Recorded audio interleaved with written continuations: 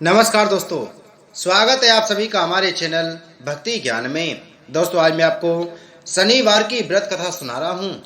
एक समय सूर्य, चंद्रमा, मंगल, बुध, बृहस्पति, शुक्र, शनि, राहु और केतु इन ग्रहों में आपस में झगड़ा हो गया कि हम सब में सबसे बड़ा कौन है। सब अपने आप को बड़ा कहते थे।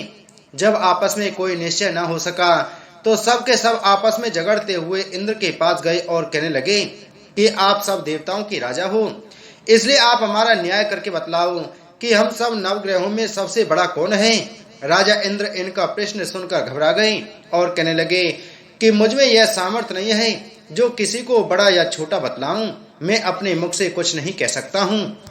हाँ, एक उपाय हो सकता है।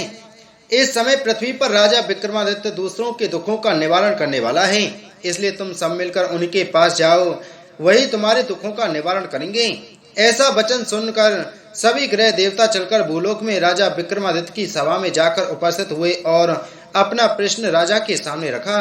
राजा उनकी बात सुनकर बड़ी चिंता में पड़ गए कि मैं अपने मुख से किसको बड़ा और किसको छोटा बतलाऊं। जिसको छोटा बतलाऊंगा वही क्रोध करेगा, परंतु उनका झगड़ा निपटाने के लिए एक उपाय सोचा। उन्होंने सोना, चांदी, कांसा, पीतल, सीसा, रांगा, जस्ता, अब्रक और लोहा नवों धातुओं के 9 आसन बनवाए। सब आसनों को क्रम से जैसे सोना सबसे पहले और लोहा सबसे पीछे बिछाए गए। इसके पश्चात राजा ने सब ग्रहों से कहा कि आप सब अपने अपने सिंहासनों पर बैठिए। जिसका आसन सबसे आगे वह सबसे बड़ा और जिसका आसन सबसे पीछे वह सबसे छोटा जानिए। क्योंकि लोहा सबसे पीछे था और वह शनिदेव का आसन था, इसलिए शनिदेव ने समझ लिया कि राजा ने मुझको सबसे छोटा बना दिया है। इस पर शनि को बड़ा क्रोध आया और कहा कि राजा, तू मेरे पराक्रम को नहीं जानता। सूर्य एक राशि पर 1 महीना, चंद्रमा 2.25 महीना 2 दिन, मंगल 1.5 महीना, बृहस्पति 13 महीने, बुध और शुक्र 1 महीने, परंतु मैं एक राशि पर 2.5 अथवा 7.5 साल तक रहता हूँ। बड़े बड़े देवताओं को भी मैंने भीषण दुख दिया है।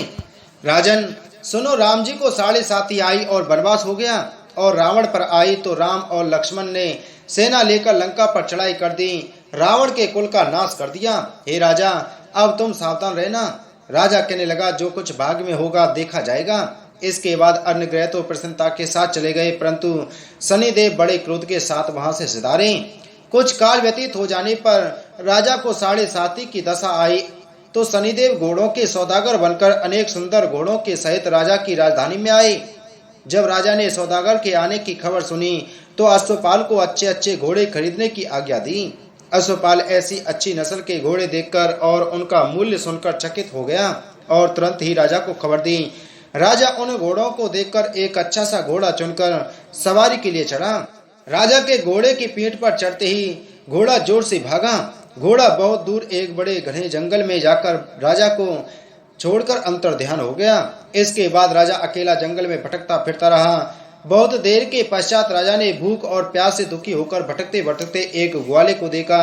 ग्वाले ने राजा को प्यास से व्याकुल देखकर पानी पिलाया। राजा की अंगुली में एक अंगूठी थी, उसे निकालकर प्रसन्नता के साथ ग्वाले को दे दी और शहर की ओर चल दिया। राजा शहर में पहुंचकर एक सेठ की दुकान पर जाकर बैठ गया और अपने आप को उज्जैन का रहने वाला तथा अपना नाम बीका बतलाया। सेठ ने उसको कुलीन मनुष्य समझकर जल आदि पिलाया। भाग्यवश उस दिन सेठ की दुकान पर बिक्री बहुत अधिक हुई। तब सेठ उसको भाग्यवान पुरुष समझकर भोजन कराने के लिए अपने साथ ले गया। भोजन करते समय राजा ने आश्चर्य की बात देखी कि खूंटी पर हार लटक रहा है और खूंटी उस हार को निगल रही है। भोजन के पश्चात कमरे में आने पर जब सेठ को कमरे में हार न मिला तो सबने यही निश्चय किया कि सिवाय बीका के और कोई इस कमरे में आया नहीं, अतः अवश्य ही उसी ने हार चोरी की है। परंतु बीका ने हार लेने से मना कर दिया। इस पर 5-7 आदमी इकट्ठे होकर उसको फौजदार के पास लाए। फौजदार ने उसको राजा के सामने उपस्थित कर दिया और कहा कि यह आदमी तो भला प्रतीत होता है, चोर मालूम नहीं होता, परंतु सेठ का कहना है कि इसके सिवाय और कोई घर में आया ही नहीं, अवश्य ही इसी ने चोरी की है। तब राजा ने आज्ञा दी कि इसके हाथ पैर काटकर चौरंगिया किया जाए। राजा की आज्ञा का तुरंत पालन किया गया और बीका के हाथ पैर काट दिए गए। इस प्रकार कुछ काल व्यतीत होने पर एक तेली उसको अपने घर ले गया और कोलू पर उसको बिठा दिया। वीका उस पर बैठा हुआ जुबान से बैल हाँकता रहा। शनि की दशा समाप्त हो गई और एक रात को वर्षा ऋतु के समय वह मल्हार राग गाने लगा। उसका गाना सुनकर उस शहर के राजा की कन्या उस राग पर मोहित हो गई और दासी को खबर लेने को भेजा कि शहर में कौन गा रहा है। दासी सारे शहर में फिरती फिरती क्या देखती है कि तेली के घर में चौरंगिया राग गा रहा है। दासी ने महल में आकर राजकुमारी को सब वृतांत सुना दिया। बस उसी क्षण राजकुमारी ने अपने मन में यह प्रण कर लिया कि चाहे कुछ भी हो, मैं इस चौरंगिया के साथ विवाह करूंगी। प्रातःकाल होते ही जब दासी ने राजकुमारी को जगाना चाहा तो राजकुमारी अनशन व्रत लेकर पड़ी रही। तब दासी ने रानी के पास जाकर राजकुमारी के ना उठने का वृतांत कहा। रानी ने तुरंत ही वहां पर आकर राजकुमारी को जगाया और उसके दुख का कारण पूछा तो राजकुमारी ने कहा कि माताजी, मैंने यह प्रण कर लिया है कि तेली के घर में जो चौरंगिया है उसी के साथ विवाह करूंगी। माता ने कहा, पगली, यह क्या बात कर रही है? तुझको किसी देश के राजा के साथ विवाह हो जाएगा। कन्या कहने लगी कि माताजी, मैं अपना प्रण कभी नहीं तोड़ूंगी।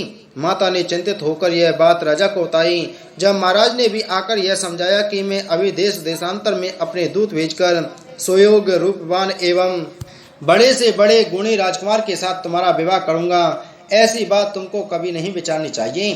कन्या ने कहा, पिताजी, मैं अपने प्राण त्याग दूंगी परंतु दूसरे से विवाह नहीं करूंगी। इतना सुनकर राजा ने क्रोध से कहा, यदि तेरे भाग में ऐसा ही लिखा है तो जैसी तेरी इच्छा हो वैसा ही कर।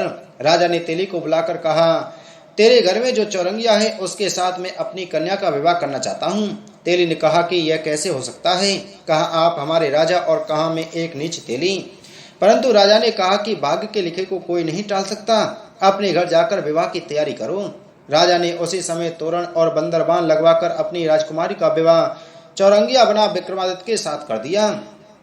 रात्रि को जब विक्रमादित्य और राजकुमारी महल में सोए तो आधी रात के समय शनिदेव ने विक्रमादित्य को स्वप्न दिया और कहा, राजा, कहो मुझको छोटा बतलाकर तुमने कितना दुख उठाया। राजा ने क्षमा मांगी। शनिदेव ने प्रसन्न होकर विक्रमादित्य को हाथ पैर दिए। तब राजा ने कहा, महाराज, मेरी प्रार्थना स्वीकार करें कि जैसा दुख आपने मुझे सौंप दिया है ऐसा और किसी को ना दें।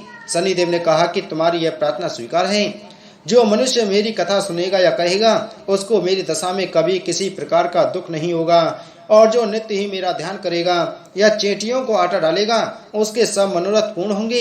इतना कहकर शनिदेव अपने धाम को चले गए। राजकुमारी की आंख खुली और उसने राजा के हाथ पांव सही सलामत देखे तो आश्चर्य को प्राप्त हुई। उसको देखकर राजा ने अपना समस्त हाल कह दिया कि मैं उज्जैन का राजा विक्रमादित्य हूँ।